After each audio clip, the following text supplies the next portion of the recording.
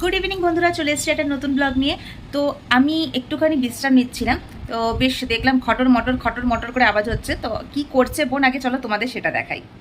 মানে এটা একটা সারপ্রাইজ, চেষ্টা করছিল, করতে পারিনি কারণ আমি জেগে গেছি। দেখো উনি না ঘুমিয়ে এখানে ময়দা মাখছে, মানে ময়দার মধ্যে কালো জিরে অল্প একটুখানি জোয়ান দিয়ে ভালো করে ময়ান দিচ্ছে। তো বুঝতেই পারছো কি করবে। তো সিঙ্গারা করার জন্য রেডি হয়ে গেছে, পুরটাও আগেই করে নিয়েছে।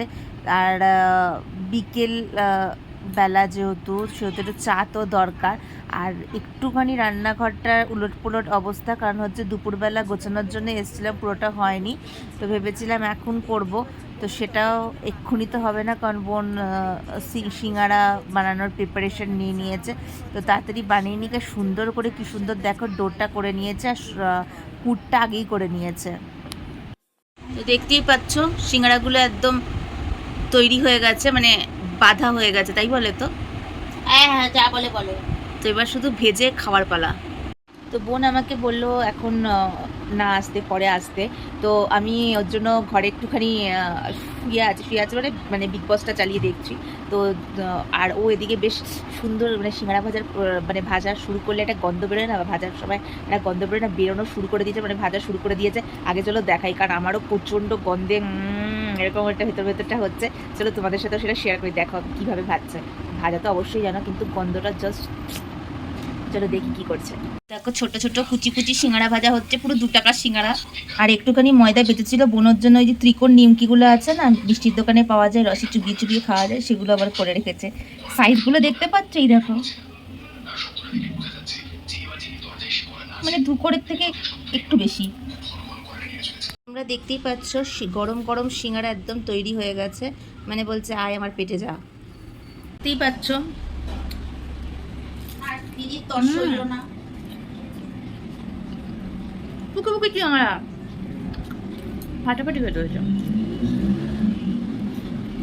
ভেতরটা কেমন হয়েছে? পুরটা ভালো আছে? প্রচণ্ড গরম, কিন্তু আমার আর সহ্য হচ্ছে, ম্যাঙ্গোটা আগে খেয়ে নিই। খুব ভালো হয়েছে।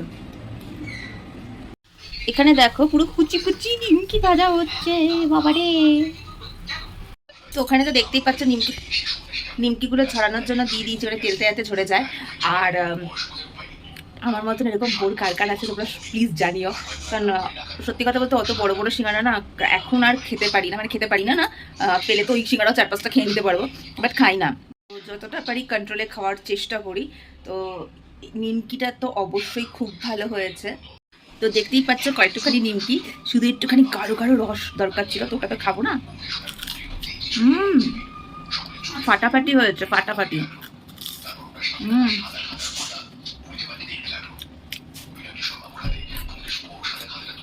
গরম ঠিকই, বাট খেতে অসাধারণ হয়। তোমরাও কারা কারা হঠাৎ হঠাৎ করে, মানে হঠাৎ করে এরকম করে খাও, তো প্লিজ কমেন্টসে তো জানাবেই। বোনকে দিয়ে বানিয়ে আমি ওকে কিন্তু ফোর্স করিনি, ফোর্স করেছিলাম বলে তো ছিলি, বলেছে মানে একটুখানি খেতে ইচ্ছা করছিল।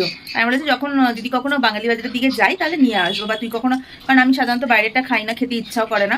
তো আমি তুই যদি কখনো পারিস একটু করে দিতে পারে, এত খুব শুধু ভালো করে একটুখানি মুড়ি মেখে চালিয়ে দাও। তো যাই হোক, তোমাদের কার কার এই ব্লগটা ভালো লাগলো অবশ্যই কমেন্টসে জানাবে। কার বাড়িতে এরকম বোন আছে সেটাও কমেন্টসে জানাবে। এটা আমার বাড়িতেই আছে। আর প্লিজ চ্যানেলটা সাবস্ক্রাইব করে দিও, লাইক শেয়ার সাবস্ক্রাইব করতে প্লিজ ভুলো না। আর যারা ফেসবুক থেকে দেখছো তারা প্লিজ চ্যানেলটাকে ফলো করে দিও। টাটা।